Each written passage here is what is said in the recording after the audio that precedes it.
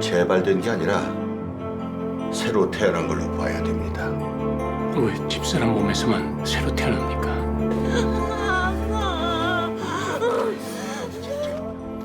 안녕하세요. 추은주라고 합니다. 잘 부탁드립니다.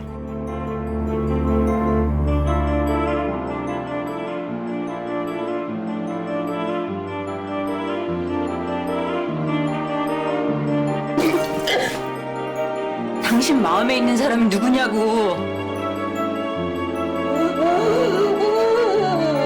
말해.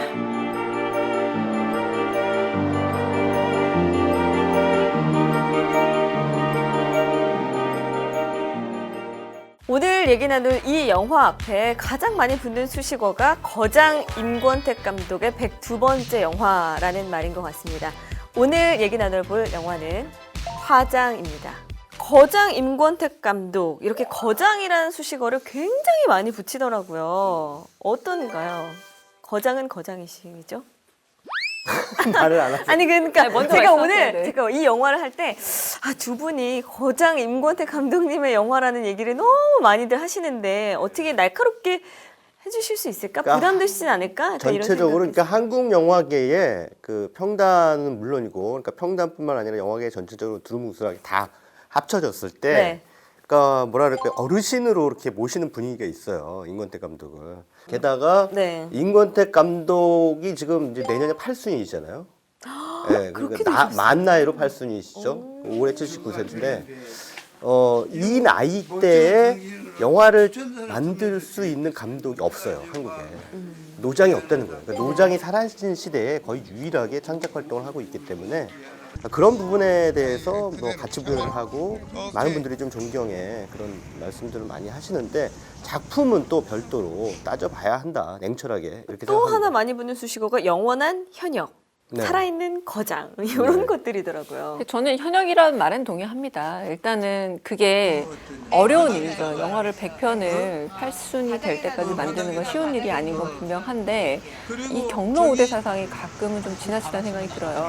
그러니까 영화를 만들기 전부터 미리부터 지나친 찬사를 하는 건 되려 이 영화계 주변 사람들에게는 저들만의 잔치인가 보다라는 이런 결의감을 만들 수 있어요. 그게 대표적인 예시가 사실은 100번째 영화인 천년악이었어요. 네. 천년악이 서편제 이후에 만들어진 이제 서편제 다음 이야기라는 점에서 굉장히 화제를 끌었고, 우리나라 100 되게 좋아하잖아요. 100회, 뭐 100일, 뭐 100주년 뭐 이런 거 네. 되게 좋아하는데, 100회라는 것에 대한 기념, 그 메모리얼 모멘텀이 돼가지고 그때 굉장히 온 언론이 주목했지만 흥행참패를 했거든요. 그 노장이 영화를 만드는 것에 대한 존경심과 작품에 대한 작품성에 대한 가치 평가가 꼭 같이 가야 되는가? 그렇죠. 이거는 좀 다시 봐야 될 문제 아닌가 그러니까 싶습니다. 우리가 해외에서 거장이라고 불릴 만한 감독은 뭐 스티븐 스필버그 같은 네, 분들도 네. 거장이라는 수식어가 붙죠. 외국에는 많아요. 그 이를테면 뭐 얼마 전에 동경가족이라는 영화 찍은 일본의 야마다 유지 감독은요 85세예요.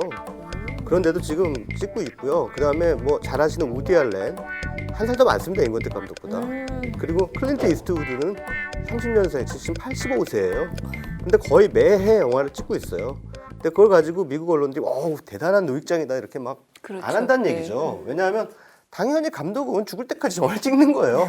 저는 거장이라는 표현은 조금 과대평가다. 그러니까 장인으로서 임권택 감독을 평가할 수는 있지만 어떤 작가적인 차원에서의 거장이라고 부르는 것은 좀 오버 에스티메이트, 그건 과대평가다 이렇게 생각합니다. 예. 자, 어쨌든 임권택 감독님께서 그 102번째 영화를 이상문학상의 대상 수상작인가요? 화장을 선택을 했습니다. 그럼 102번째 영화인 이 화장에 대한 얘기를 한번 해볼까요? 저는 일단 화장을 가지고 만든다고 해서 기대를 많이 했어요. 왜냐하면 김은 작가가 워낙에 아주 명필가로, 그 문장이 아주 좋은 작가로 유명하잖아요. 근데 카레 노래에서도 보여지지만 이 작품에서도 아주 그 담담하고 냉정하면서도 객관적인 문체가 굉장히 대단합니다. 근데 이 문체는 영화는 사실은 스타일로 번역을 해줘야 되거든요. 사건만 그대로 옮겼다간 이 맛이 날아가요. 네. 근데 결론적으로는 이 서사적인 어떤 번역 작업은 그대로 갔습니다만, 김훈의 문체는 영화에는 없더라.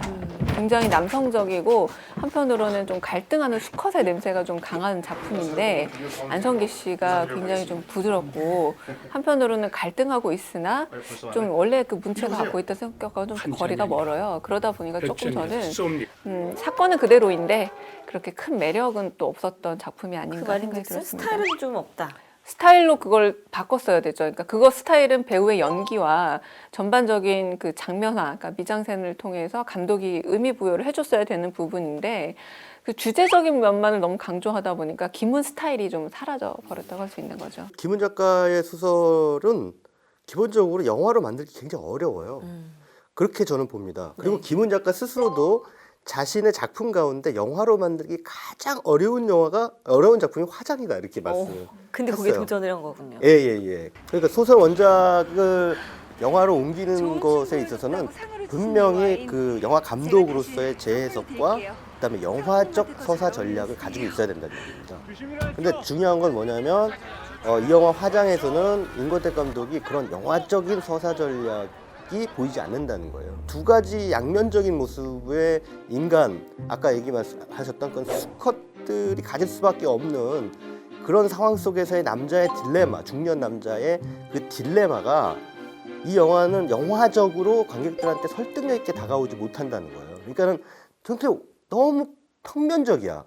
그러니까 사실 안성기 씨의 스토리 연기가 자체가 아주 굉장히 뭐 무서운 거야. 삶과 죽음, 네네네. 그다음에 고통과 욕망 예, 예. 이런 대립 구도를 갖고 있기 때문에 어떻게 보면 인간에게 그냥 당연히 뻔할 수도 있는 그러니까 주제잖아요. 별로 고민하고 있는 것 같지가 않아요. 배우가 얼굴이 많아야 된다 생각하는데 안성기 씨는 안성기 얼굴 하나로 굉장히 영화계에서 오래 버티시는 분인 것 같아요. 커피 광고가 자꾸 생각이 나죠. 저는 이 영화에서 가장 발군이었던 게 뭐냐면 안성기 씨 생활 연기였어요. 뭐냐면 아내에게 기저귀를 채워주고 벗겨주고 그리고 그 화장실에서 이렇게 씻겨주는데 너무 자연스럽게 잘하시는 거예요. 사람의 몸을 많이 이렇게 친근하게 만져본 사람의 몸짓이라는 게 딱 눈치를 채겠더라고요. 메소드 연기가 아닌 생활 연기. 생활 연기가 그래서 저거는 안성기 씨가 제일 잘하겠다.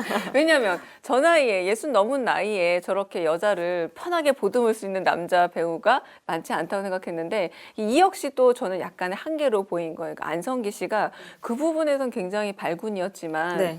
이를테면 김규리 씨를 탐하는 눈빛이라던가 이런 데에서는 어정쩡한 눈빛인 거예요. 완전히 약간 노골적으로 눈빛으로 그녀를 갖겠다는 것도 아니고 어쨌든 안성기 씨는 그런 부분에 생활 연기는 참 잘하더라. 이거는 긍정과 부정의 표현을 다 함께 표현한 건데 수컷 연기보다는 역시 괜찮은 남편 연기로 좀 잘 어울리는 것 같다 싶습니다. 안성기 씨가 다른 연기를 할 때, 그러니까 뭐 이를테면 샤우팅을 해야 되는 연기를 해야 될 땐 되게 부자연스러워요. 추은주라고 하는 캐릭터 화낼 할 때 때. 화를 내는데 당장 뭐 어디 사과 와 이러는데 너무 연기하는 게 보이는 거예요. 그래서 저는 사실은 연기를 연기하시는군요. 국민 배우라고 하는 그 언론이 만들어오는 호칭이 그것도 저는 되게 타당하지 않다라고 봐요. 어떻게 국민 배우야? 제가 지금 갑자기 배우 이름 생각해서 꼭 넣어주세요. 그 신라권에도 나왔고 최근에 갈증이라는 영화도 나왔던. 약부족호지. 네, 네. 그 배우는 진짜 국민 배우란 호칭이 아깝지 않아요. 쉐리 댄스 같은 영화에서는 완전히 아버지, 네. 신라권에서는 진짜 바람피는 불륜담, 이번에 갈증 같은 영화에서는 완전 쓰레기 양아치 연기를 하는데 세 사람이 같은 남자가 싶을 정도로 다른 연기를 보여줘서 야, 저 남자의 마음 안에는 정말 여러 가지 인간이 사는구나. 근데 배우는 그거거든요. 말 그대로 얼굴에 가면 쓰는 천의 얼굴을 사람이에요. 가져야죠. 안성기 씨는 겉으로 보나 속으로 보나 너무 좋은 사람이에요. 그걸 부정하는 건 아닌데 영화계가 반성해야 될 부분이기도 하죠. 얼마나 오래 하기 힘든 영화계라면 오래 하는 게 이렇게 미덕이 될까라는 생각도 좀 들어서 씁쓸합니다. 뭐 네. 잘해서 오래 하는 사람이 있는가 하면 오래 해서 잘하는 사람이 있는데 안성기 씨는 오래 해도 잘하지 못하는 사람 가운데 한 명이에요. 괜찮으시겠어요, 평론가님? 괜찮아요. 근데 뭐 죄송하지만 모든 분들이 동의할걸요? 예, 근데 예. 말을 안 하는 근데 분들이라고 생각해요. 말을 못 하는 거예요. 네. 대놓고 말을 못 하는 거지. 어쨌든 이 영화에서는 오히려 그 안성기가 연기한 오상무가 주인공임에도 불구하고 그 연기 아내에게 자꾸 초점을 예, 맞추죠. 자꾸 그 김호정 씨 연기가 워낙 정말 리얼하고 암투병 환자가 겪을 법한 그런 고통을 진짜 사실적으로 보여주고 있기 때문에 그야말로 진정한 온몸을 던진 그 예. 메소드 연기라는 걸 보여주시죠. 그래서 김호정의 영화가 아닌가라는 생각이 들면서 이게 언밸런스 해버리니까 도대체 이 화장이라는 원작 소설을 골라서 이것을 영화로 만들어서 관객들한테 무슨 말씀을 하려고 하셨는지 저는 이 영화를 보면서 잘 이해가 안 됩니다. 그래서 저도 김보정 씨 연기는 일단은 굉장히 인상적이었어요. 아니, 한국 여배우들 이렇게 나이도 있고 연륜도 있는 여배우들을 저렇게 한번 봐라. 얼마나 삶에 대한 깊은 이해를 가지고 온몸을 던지는지 좀 보여주고 싶은 연기 패턴이었고, 그러니까 정말 연기를 잘한다는 생각은 강아지를 쓰다듬는데도 거기서도 연기가 되는 거예요. 살을 빼고 머리를 밀고 이런 부분이 아니라 사소하게, 그러니까 남편이 밤에 잠꼬대 하는데 무슨 일 있어라고 묻는 그 대사톤 하나로 그 어떤 절망감과 궁금증과 그리고 남아있는 여자의 질투 같은 것들이 한꺼번에 전달되는데 정말 그런 김호정 씨 연기는 아주 대단했다고 보여지고요. 저는 그래요. 삶과 죽음을 다룰 때 우리가 워낙 좋은 작품을 많이 알잖아요. 뭐 아무르라든가 이런 작품들을 보면은 보고 나서 휘청휘청 하거든요. 사람이 노장과 거장이란 말에 아무르 정도의 그런 해안을 기대했다면 그 부분에선 좀 실망이죠. 네. 네. 알겠습니다. 자, 그러면 두 분의 영화에 대한 객관적인 평가를 엄지손가락으로 한번 살펴볼게요. 하나, 둘, 셋! 최평론가님께서는 냉정하게 내려주셨고, 예. 네. 임권택 감독 스스로 그랬습니다. 시행착오가 제일 중요하다. 네. 자기는 시행착오를 통해서 많이 배우고 있다 이런 말씀을 많이 하셨는데 저는 이 영화를 이렇게 규정하고 싶습니다. 노장의 102번째 시행착오. 네. 갑자기 허를 확 찔리는 것 같은 그런 102번째까지 좋았는데 시행착오. 예. 강 교수님은요? 네. 굳이 한 줄 평을 하자면 명작이라 부를 수는 없습니다. 하지만 범작은 됩니다. 명작이 아닌 범작이다. 좋습니다. 자, 그러면 추천 영화들 만나볼까요?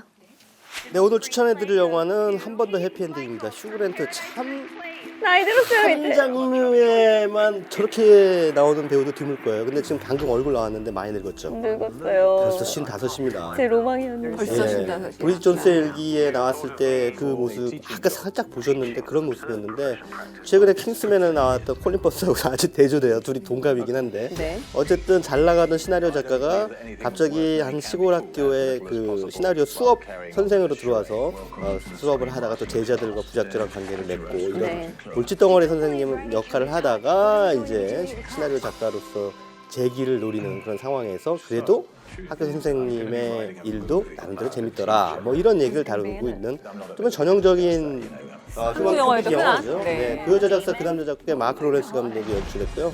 둘이 같이 호흡을 맞췄는데 전형성 위에 살짝 좀 맛있는 토핑을 얹은 듯한 그런 느낌. 웬일로 로맨틱 코미디를. 예, 가벼운 느낌의 추천해주세요. 로맨틱 코미디가 아니라 그냥 휴먼 코미디라고 봐야 되는 게 더 적절할 것 나이가 같습니다. 많아졌으니까요. 네, 오늘 제가 소개할 영화는 일단은 대만 영화라는 점에서 아이고 강아지 예쁘다. 네. 요즘 그 강아지 예쁘다. 네. 요즘 아무래도 아이들이 많이 나오는 TV 예능처럼 네. 이제 동물에 관한 관심들이 많은데 이 영화는 진짜 아이들과 함께 봐서 그냥 아주 무난하게 볼 수 있는 그런 작품이라고 할 수 있을 것 같아요. 정말 강아지가 귀여워 보여요. 사실 소품이고요. 네. 이렇게 이제 리트리버를 이제 우연히 데려오게 됐는데 이제 키우다 보니 이제 아무래도 강아지의 숙명상 먼저 세상을 뜨게 되다 보니 이제 거기에 이제 눈물이 이어지는 건데요.